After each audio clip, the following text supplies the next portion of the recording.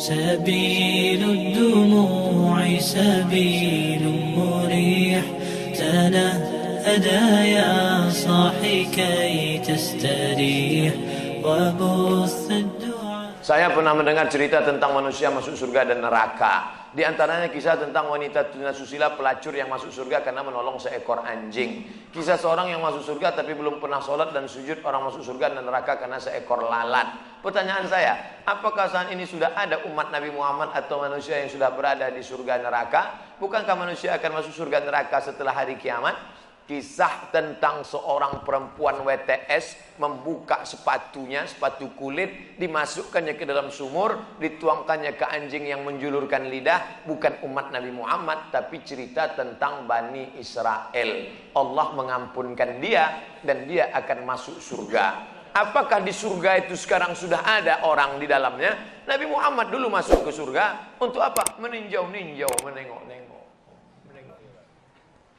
Orang yang soleh meninggal, rohnya masuk ke dalam burung paruh warna hijau. Burung itu terbang ke sana kemari. Buka kitab Ar-Ruh, ditulis oleh Imam Ibnu Qayyim Al-Jauziyah. Bapak, ibu, adik-adik, kalau mau baca kitab tentang surga, neraka, alam barzah, dua kitab. Pertama At-Tazkirah Imam Al-Qurtubi, Ar-Ruh Imam Ibnu Qayyim Al-Jauziyah.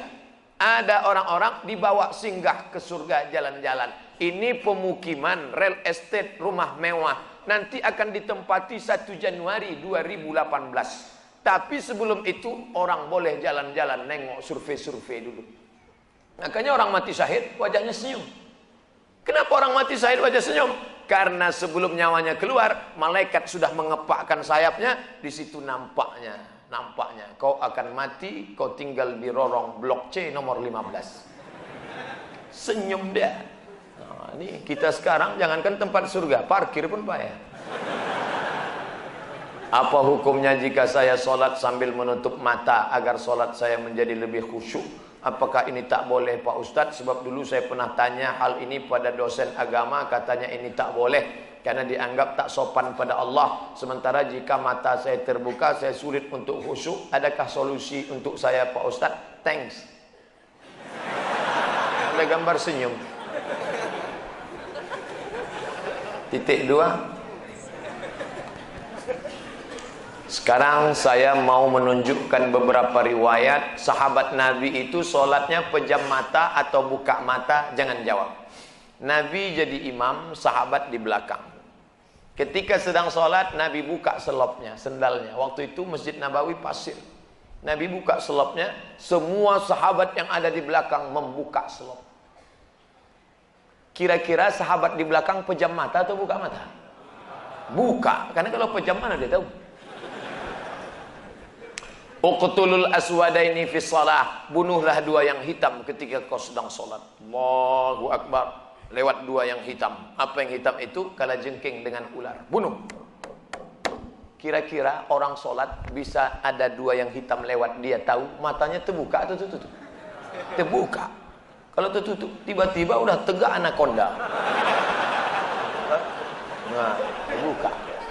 Jadi masalah sholat terbuka atau tertutup, terbuka. Tapi ada saat tertentu kita mesti tutup. Saya pernah mengalami. Pas di depan saya pakai baju kaos, tertulis di belakangnya, hidup memang susah, jangan bikin susah. Asal saya buka, terbaca Pak.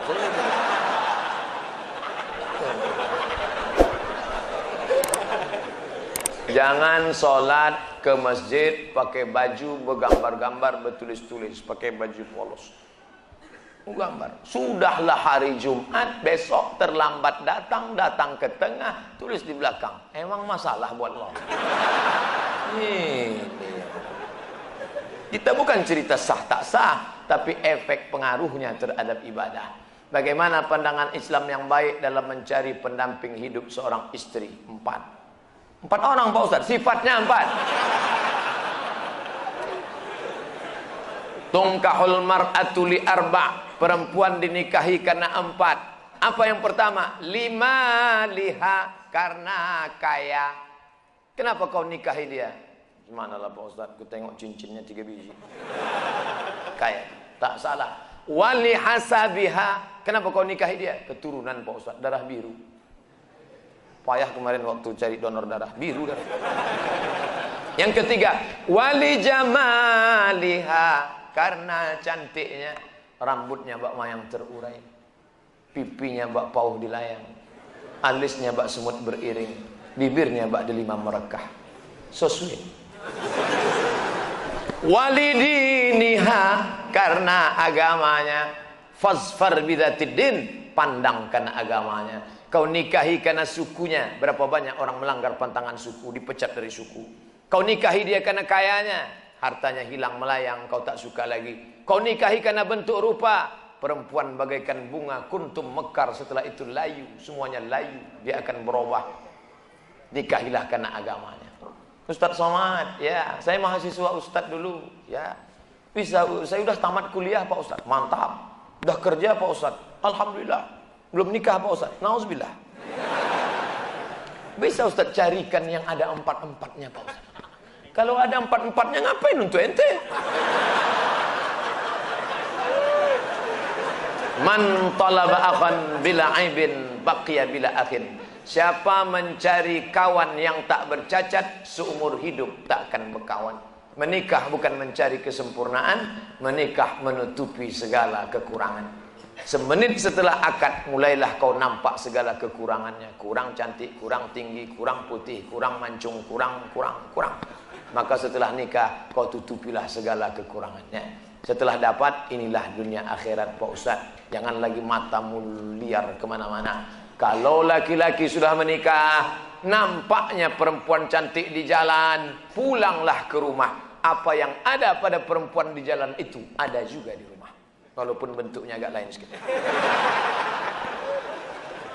Bagaimana Ustadz menjaga kesehatan begitu jadwal padat? Tadi masuk WA ke sahabat kita, apa kata dia? Kalaulah Ustadz Somad itu made in Jepang, sudah lama rontok. Lalu apa yang Ustadz minum, apa yang Ustadz makan? Semuanya doa jamaah. Cobalah tengok di YouTube, di Twitter, di Facebook, di BBM, doa jamaah. Amin, amin, amin, amin, amin. Semoga Ustaz sehat, semoga Ustaz istiqamah, semoga doa menumpang tuah pada doa, mulut-mulut, tangan-tangan yang soleh. Mudah-mudahan kita bersatu dalam kebaikan insyaallah. Berapa takbir Idul Fitri Pak Ustaz? Berapa hari? Dari mulai tenggelam matahari sore, petang, malam takbir, sampai sore tanggal 13, 10, 11, 12, 13. Allahu Akbar, Allahu Akbar, Allahu Akbar. La ilaha illallah, wallahu akbar. Allahu Akbar, walillahil hamd. Sampai jam 2 malam suara tak serak-serak. Begitu ditengok, rupanya flash disk. Janganlah flash disk, orang lah. Ini banyak nanti flash disk ini masuk surga. CD masuk surga, flash disk masuk surga. Dilatihlah anak-anak muda kita. Latih anak-anak muda. Nih, takbir bukan cuma di masjid. Selama 4 hari itu takbir. Anak-anak, ibu-ibu di rumah sambil masak opor, masak rendang, masak gulai kambing. Allahu Akbar, Allahu Akbar. La ilaha illallah. Garamnya kurang. Apa yang membuat Ustadz tetap istiqomah berdakwah dari masjid satu ke masjid lain? Bukankah Ustadz sudah ada tawaran TV swasta untuk mengajak Ustadz mengisi acara di salah satu stasiun TV yang kita semua sudah tahu kalau tampil di TV bayarannya besar. Dia mau saya harus ganteng. Masuk TV itu 2, ganteng betul atau buruk betul. Saya pula kan tidak pala buruk, tapi ganteng pun tidak juga. Pakaian itu harus begini, harus begitu. Nah, itu yang tak bisa. Tapi yang paling berat ini jadwal. Jadwal harus gini. Saya tak bisa jadwal. Saya sudah penuh sampai 2018 Idul Fitri. Saya sudah. Nah, nanti setelah itu barulah kita masuk ke TV-TV. Kok muat? Apakah memang ada hadis yang mengatakan tidak kujamin umatku 14 abad akan datang? Seandainya di sini memang ada, apa yang tidak dijamin? Syafaatnya atau ibadahnya? Mohon pencerahan. Tak ada. Nabi jangan berkecil hati hidup zaman sekarang. Apa kata Nabi sallallahu alaihi wasallam? Al ibadatu fil haraji kahijratin ilayya. Siapa yang tetap istiqamah beribadah padahal waktu itu banyak fitnah-fitnah, sama macam berhijrah bersama Nabi Muhammad sallallahu alaihi wasallam. Jadi jangan mengutuk nasib. Mengapa aku hidup di abad sekarang ini? Kenapa tak hidup zaman Abu Bakar, Umar, Utsman, Ali? Kalau mental model ini, hidup zaman dulu pun jadi Abu Jahal, Abu Lahab. Jangan berduka. Anak-anak muda, kalian yang banyak godaan, justru hebat. Ini anak-anak muda yang datang malam ini luar biasa. Tadi udah ada yang ngajak ke karaoke, ada yang ngajak ke night club, ada yang ngajak main gaple, ada yang ngajak dangdut. Dia tolak itu semua. Maka sama macam hijrah bersama Nabi Muhammad SAW. Tuh, bro, kita gimana karaoke malam ini? Tidak, aku mau ngaji ke sana. Ada Ustaz Somad datang. Itu. Setelah, jadi gimana? Pulang dari sana kita.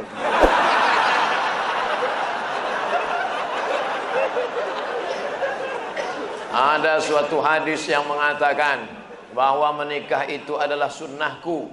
Barang siapa yang tak mengikut sunnahku maka dia bukan umatku. Bagaimana dengan Imam Syafi'i? Karena dalam buku autobiografi Imam Syafi'i mengatakan beliau tak nikah. Imam Syafi'i menikah. Dari mana Ustaz tahu Imam Syafi'i menikah?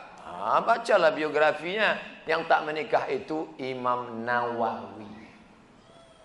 Betul, ada imam dalam mazhab Syafi'i, Imam Nawawi.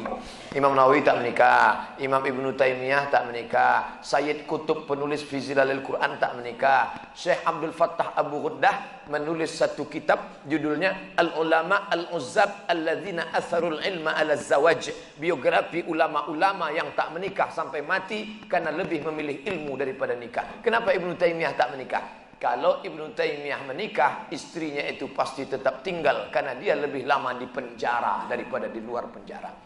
Sayyid Qutb digantung 1966, mati dalam keadaan ditulisnya tafsir itu di penjara. Maka mereka itu memikirkan mudaratnya lebih besar. Tapi kalian yang muda sekarang jangan kalian ikut ini.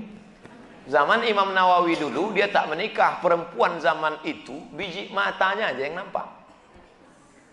Godaan tak kuat. Zaman sekarang perempuan biji matanya tertutup, yang lain terbuka. Jangan, jadi berubah zaman. Jangan kan aku mau ikut Imam Nawawi aja. Tak bisa, lain, tak bisa. Godaan luar biasa. Ini saya mau pulang nih, godaan yang paling terberat nanti jumpa pramugari lah. Besok habis sholat Jumat mau pulang. Sudah jelas pakai peci, pakai baju koko, pasang muka seram waktu lewat. Tetap ditegurnya. Nomor berapa? La ilaha illallah. Udah dapat nomor kursi duduk saya. Sengaja tak ada senyum-senyum. Tetap dia datang. Bapak seatbeltnya udah dipasang. Astagfirullahaladzim. Ramah betul lah dia. Silap pula lama-lama. مساك الفضاء الرحيب الفسيح تنحى يا حزن واهجر فؤادا توكل بجد بعزم فصيح فإني علمت بأنك نجوى ولبس خبيث